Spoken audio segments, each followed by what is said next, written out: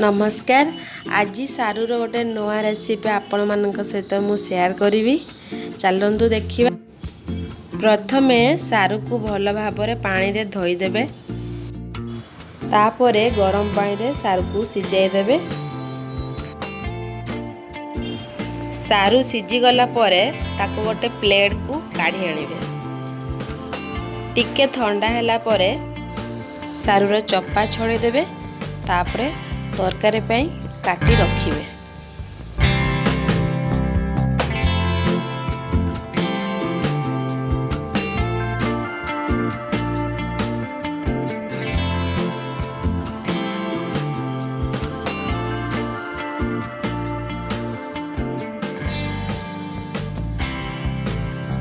मसला पाई एठी जीरा अदा रसुण प्याज एवं किछि बिलाती ने आइछि।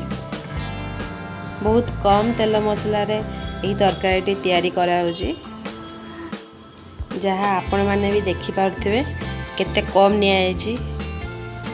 तथापि तरकारी बहुत टेस्टी होइछि।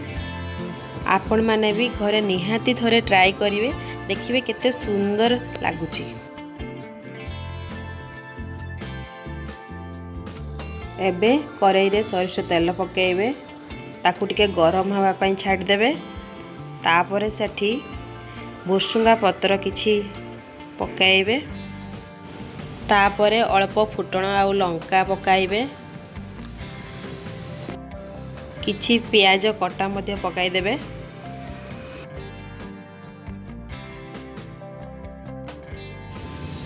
किछि समय परे प्याजटी नाली हे जिबा परे सेठी मसला पकाइ देबे एवं भल भाबरे ताकू एई भली मिसै देबे। मसलाटी टिके हे आसिला परे सेठारे स्वाद अनुसार लूण हलदी लंका गुंड दे देबे।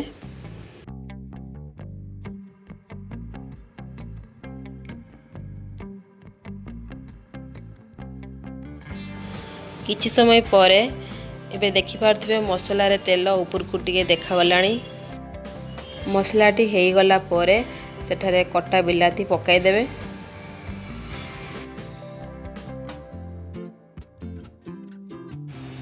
ताकू किछि समय ढांकुणी घोड़ाई रखी देबे। बिलाती एठी पूरा सिझी आइछि एवं मसला रे मध्य बहुत भल भाव रे मिसी आइछि। मसला हे गला परे कटा हेतिबा सारू को एठारे मिसाई देबे। सारू को भल भाव रे मसला सहित कसिबे। संगे संगे पानी जमारू ढाळिबेनी। मसला सहित भल भाव रे कसी सारला परे पानी मिसाइबे। आपण जेतिकी झोड़ रखिया पे चाहूथिबे तरकारी रे सेही भलिया पानी मिसाइबे।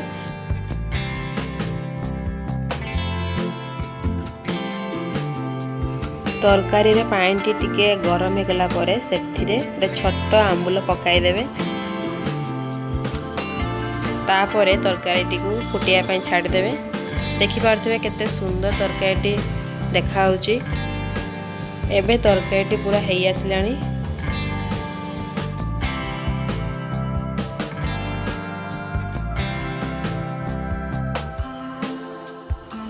एबे हमर तरकारी पूरा रेडी हे जायछि। आपण माने मध्य घरे याको निश्चित थरे ट्राई करिवे।